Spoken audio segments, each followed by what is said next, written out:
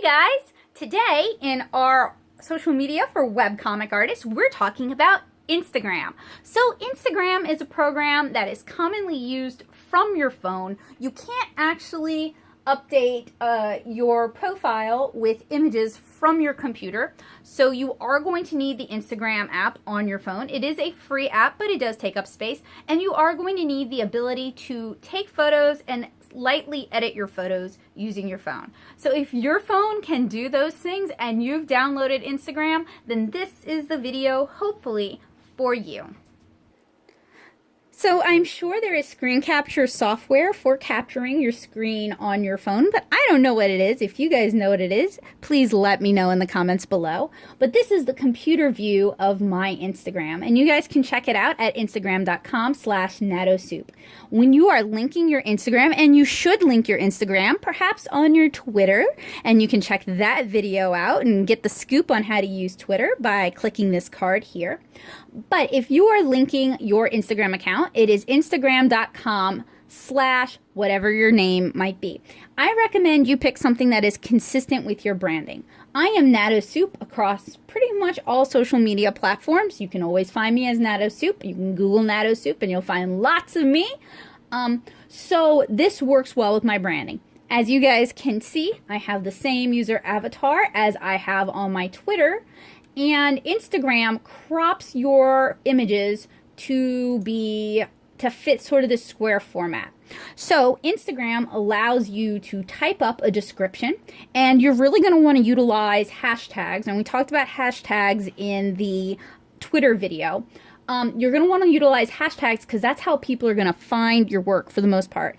Instagram has changed their algorithm for how they recommend new artists, so it isn't based on newest update, it's based on popularity. So if you're just getting started, this can be a really uphill battle, and that's why hashtags are great. So this is a commission that I did from MTAC. So I use the MTAC hashtag, MTAC, hashtag commission. This one involved an outfit redesign. Since the TV is a fish tank, I went hashtag mermaid because it's mermaid. So mermaids are very popular right now. They're very topical without going full mermaid. Maybe I have hashtag mermaid on the braid. So other things you're going to want to tag as you're taking photos of your art and uploading it through your phone is you're going to want a hashtag webcomic, hashtag comic artist on Instagram, hashtag Insta artist, hashtag Instadraw, hashtag if you do digital art, hashtag digital art, hashtag digital draw. If you do traditional art, you're going to want to do hashtag traditional art. You're going to want to mention the media, so perhaps hashtag watercolor, hashtag pen and ink. You might, if you draw every day, if you post something every day, you might want to do hashtag daily draw. So there are loads of hashtags, and on your phone, it will recommend the most popular ones as you start to type something related. So I recommend going with the most popular ones. So this is inks, commission artist, black and white, kawaii, MTAC Artist Alley, MTAC Haiku, because I want the people who commission this to be able to find it. Now, I talk about Instagram all the time when I am writing for how to be a con artist, because people will say things like, I don't have that big of an audience, I'm not that popular, how do I promote myself? Use the convention tag. Hashtag name of the convention, hashtag abbreviation for the convention, hashtag artist alley, hashtag commission artist, hashtag commissions open. If you are frequently posting your art and frequently using hashtags, that is a great way for people to find you. Another great way for people to find you is go out and like other artists, and not the artists who have 2,000 followers, not the artists who have 16,000 followers, other artists who are about the same level as you, because they're going to notice that you like their art and they're going to check your art out as well. If you want to increase your chances of a mutual relationship, comment on their work. Tell them how much you enjoy their work. Most artists are not really looking for a critique when they post to Instagram, so I wouldn't point out what you see that's wrong unless they ask, but I would point out something that you really like and that you really enjoy. So Instagram has quite a few shortcomings. One, you cannot easily share other people's art. Unlike Tumblr, unlike Twitter, unlike most blogging platforms, what is on your Instagram is usually going to be your art. 2, if you do share somebody else's art, you need to give adequate, not compensation, adequate credit. If they have an Instagram, you need to link their Instagram. You really should only post if you have their permission, and it's not that hard to get an artist's permission. You just write to them. And maybe link their website as well. Now, Instagram is not good for promoting links. So if you are going to post a link there, use something like tinyurl or goo.gl, goo.gl, to shorten your URL to something really, really short, because people can't click the links. They're going to have to remember the links, and most people are on their phone. So if it's something short and memorable, like your site name, that might work, especially if they really like the art or if you're promoting a comic. But if it's something long and complicated, they're not going to remember that. You need to shorten it or find something catchy. So since we're talking about using Instagram to promote your comic art, my Instagram has several pictures of the main character from my comic, 7-inch Kara here. But it also has tiny clips of the comic. You don't, unless you want people reading your comic on Instagram, and there are artists who do that. Boulder and Fleet, Zach Gagliano's comic Crater and 9 has its own Instagram. 4 a.m. Showers uses Instagram. So unless you specifically want the comic to be read on Instagram, you should really just include a small segment and then link to the page. Now see, this is way too long. Nobody's going to click this. I should have put that through tinyurl or goo.go.